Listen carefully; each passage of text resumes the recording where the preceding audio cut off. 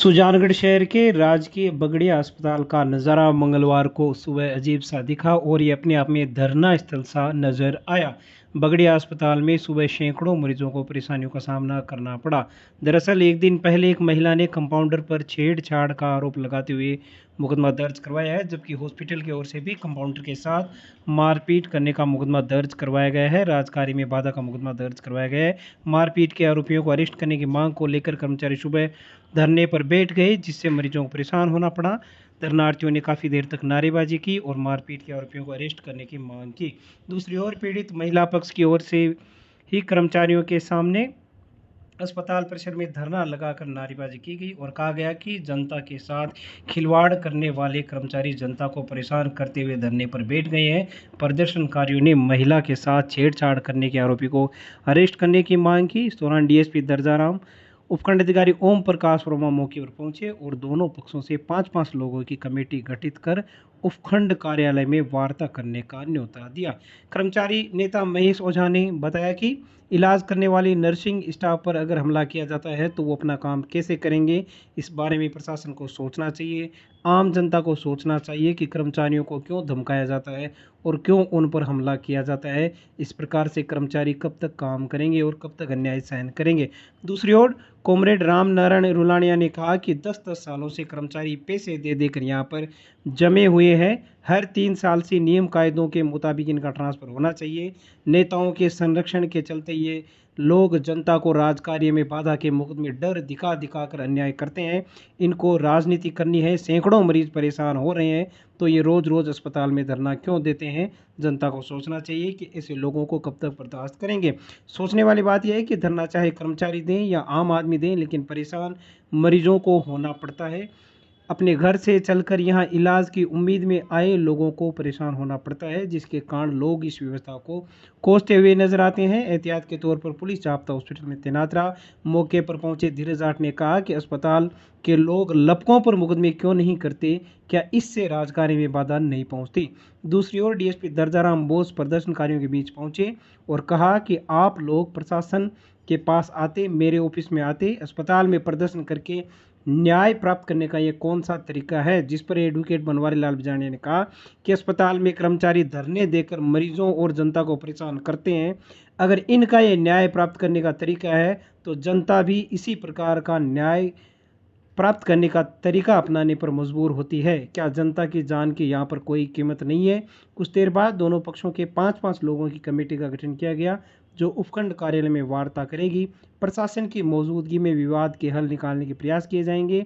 11 बजे दोनों पक्षों का धरना समाप्त हुआ है तो पर्ची काउंटर पर लाइन लगी और काम शुरू हो पाया। पुलिस दोनों पक्षों के बीच में प्रदर्शन के दौरान खड़े रही। इधर के लोग उधर न जा पाएँ और उधर के लोग इधर न आ पाएँ, इसलिए पुलिस बीच में खड़ी रही। फिलहाल आप दोनों पक्षों को सुनिए और निर्णय कीजिए, क्या इस प्रकार के अस्पताल में घटनाएं होना कितनी जायज़ है, अस्पताल में धरने प्रदर्शन कितने जायज़ है। आप सोचिए और समझिए। अगर किसी के साथ अन्याय होता है तो वह प्रशासन के पास जाकर अपना समाधान क्यों नहीं मांगता। क्या सड़क पर न्याय प्राप्त करने की परंपरा कायम करना अच्छी बात है। लेकिन मेरी बात, अभी एक बच्चे को देखा है इस तरह से, वो लेकर क्या है, ये 2 घंटे से हड़ताल पर है। एक बात बताओ सर,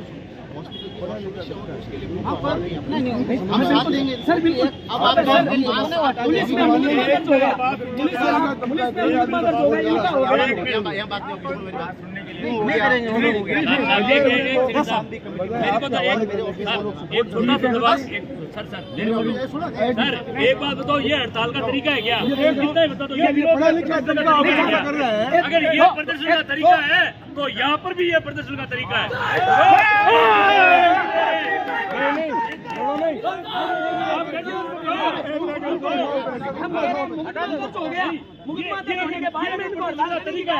अगर ये विरोध का, ये न्याय का तरीका है तो ये भी न्याय का तरीका है। इनसे कोई काम करे।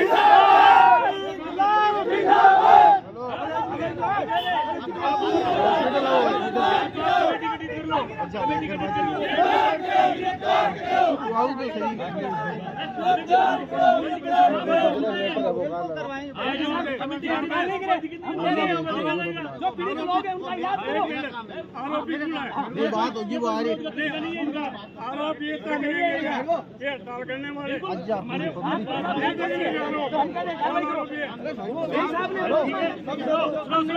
तो सही है। कल एक घटना हुई थी जिसके अंदर एक मरीज इमरजेंसी वार्ड के अंदर भर्ती हुई थी और हमारे एक साथी नर्सिंग स्टाफ अरविंद कुमार के द्वारा उसका ट्रीटमेंट किया गया था और उसके बाद के अंदर उन्होंने उसके ऊपर आरोप लगाए, मनगढ़ंत आरोप लगाए और उसके बाद में उसके रिश्तेदार आए और उन्होंने उसके ऊपर जानलेवा हमला किया और उसके बाद के अंदर हम सारे इकट्ठे होके और उसको बचाया और उसके बाद में हम थाने के अंदर गए थे और वहाँ पे भी हमारे को जान से मारने की धमकी दी गई और हमको कहा गया कि केस वापस ले लो नहीं तो तुम्हारे गोडे तोड़ दिए जाएंगे। तो क्या नर्सिंग स्टाफ इस लायक रह गया है कि यहाँ पे कोई भी आएगा और हॉस्पिटल में गुंडागर्दी करेगा? आज क्या प्रदर्शन चल रहा है? आज का हमारे का 2 घंटे का 9 बजे से 11 बजे तक कार्य बहिष्कार है इस घटना के विरोध के अंदर। ये घटना हमारे सब के ऊपर एक कलंक है। यदि इसके अंदर जनता ने इस प्रकार का जानलेवा नर्सिंग ऑफिसर पे हमला किया है तो वो बहुत ही निंदनीय है और उन अपराधियों को कड़ी से कड़ी सजा मिलनी चाहिए।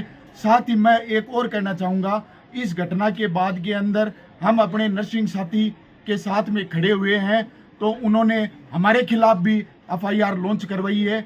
इस घटना के अंदर हम उसकी भी निंदा करते हैं। क्या हमारे नर्सिंग स्टाफ हमारा परिवार नहीं है? हम उसकी मांग को उठा भी नहीं सकते हैं। हॉस्पिटल में ये गुंडागर्दी कब तक जारी रहे? हम लोग ये चाहते हैं, दोनों ओर से पुलिस में मामला दर्ज हो चुका है, फिर भी कर्मचारियों द्वारा जो हड़ताल की जा रही है, हम ये कहना चाहते हैं कि जब पुलिस जांच कर रही है तो फिर हड़ताल की क्या जरूरत है? आम आदमी यहाँ आज इलाज के लिए दर दर की ठोकरें खा रहा है और जो पेशेंट है वो अस्पताल में तड़प रहे हैं और ये डॉक्टर के नाम पर कर्मचारी वो यहाँ पर हड़ताल पर बैठे हुए हैं, जबकि मुकदमा दर्ज होने के बावजूद जांच का विषय पुलिस का है। इसको लेकर के मैं कहना चाहता हूं प्रशासन से, आप मीडिया के माध्यम से, कि जो भी दोषी है उनके खिलाफ कार्रवाई होनी चाहिए, बल्कि ये जो जानबूझ करके पीड़ित पक्ष के व्यक्ति परिवार को मुकदमे का डर दिखा करके, हड़ताल का डर दिखा करके दबाया जा रहा है, ये हम कतई बर्दाश्त नहीं करेंगे।